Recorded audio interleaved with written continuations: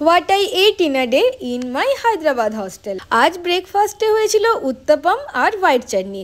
ছোট ছোট দুটো উত্তপম আমাদেরকে দেওয়া হয়, আর উত্তপমগুলো খেতে আমার বেশ ভালোই লাগে। আর লাঞ্চে হয়েছিল শুধুমাত্র করলা ভাজা। এই করলা ভাজা দেখে আমার মুডটা পুরো খারাপ হয়ে গেল। লাঞ্চ আমাদের হস্টেলে একদমই ভালো হয় না, না হলে তোমরাই বলো শুধুমাত্র করলা ভাজা দিয়ে কি ভাত খাওয়া যায়? বাট কি আর করা যাবে। আর প্রত্যেক দিনের মতো ভাত, ডাল, রসম আর দই ছিল। এরপরে আমি অফিস চলে আসি, আর অফিসে বেশ ভালোই কাজ ছিল। সন্ধেবেলায় অফিস থেকে বেরিয়ে বেশ ভালোই খিদে পাচ্ছিল, কারণ দুপুরে তো আমি ভালোভাবে খাইনি ওই করলা ভাজা দেখে। তো আমি ফুচকা দোকান থেকে 1 প্লেট দহিপুরি নিয়েছিলাম। দহিপুরি আমার খুব ফেভারিট।